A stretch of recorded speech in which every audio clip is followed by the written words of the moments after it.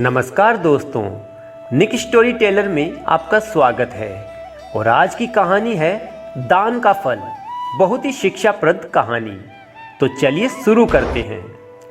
एक लकड़हारा रात दिन लकड़ियां काटता, मगर कठोर परिश्रम के बाद भी उसे भरपेट भोजन नहीं मिल पाता था। वो ये सोचकर बहुत उदास रहता था कि कड़ी मेहनत के बाद भी वो भूखा क्यों रहता है। एक दिन उसकी मुलाकात एक महान साधु से हुई। उसने साधु महाराज से कहा कि मेरे कठिन परिश्रम के बाद भी मेरी कमाई इतनी कम क्यों है। कुछ दिनों बाद उसे वह साधु फिर मिला। लकड़हारे ने उन्हें अपना प्रश्न याद दिलाया तो साधु ने बताया कि प्रभु ने बताया है कि तुम्हारे भाग्य में बहुत कम अनाज लिखा है, इसलिए प्रभु तुम्हें थोड़ा अनाज ही देते हैं ताकि तुम 60 वर्ष तक जीवित रह सको। लकड़हारे ने साधु से आग्रह किया कि आप प्रभु से कहें कि मेरे जीवन का जितना भी अनाज बाकी है वो मुझे एक साथ दिला दें, जिससे कि मैं भरपेट भोजन तो कुछ दिन कर सकूं।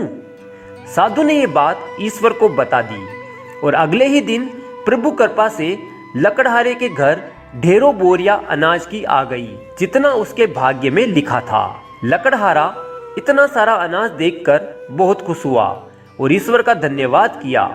वह भूख की पीड़ा को अच्छे से जानता था, इसलिए उसने बहुत सारा खाना बनाया और आसपास से सभी जरूरतमंदों को भोजन के लिए बुला लिया। सबने खाना खाकर दुआएं दी। यह सिलसिला लगातार 10 दिनों तक चला और हर दिन बहुत से लोग सुबह शाम का खाना उसके घर खाने लगे। पर एक चमत्कार फिर घटित हुआ। जैसे ही बोरियां खाली होती, अगले दिन वो फिर भर जाती। लकड़हारा पूरे मन से हर दिन गरीबों का पेट भरने का काम करता था। एक दिन फिर उसकी भेंट उसी साधु से हुई तो लकड़हारे ने कहा, साधु महाराज, मैंने तो अपने भाग्य का सारा अनाज 10 दिन में खत्म कर दिया था, फिर ये रोज अनाज की बोरियां कैसे मेरे घर पर भर रही है।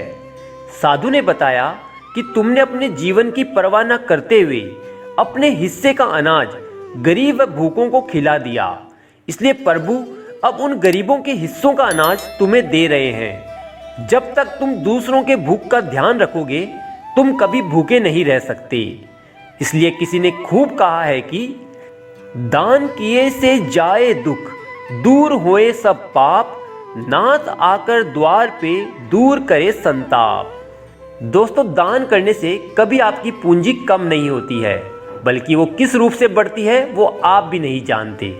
इसलिए जरूरतमंदों को जरूर दान कीजिए। और कहानी पसंद आई हो तो वीडियो को लाइक कीजिए और चैनल को जरूर सब्सक्राइब कर लीजिए। और इस कहानी को अपने दोस्तों के साथ शेयर करना ना भूलिएगा। मिलते हैं नई कहानी में, तब तक के लिए गुड बाय। कहानी अच्छी लगी हो तो वीडियो को लाइक करें और चैनल को जरूर सब्सक्राइब कर लीजिए।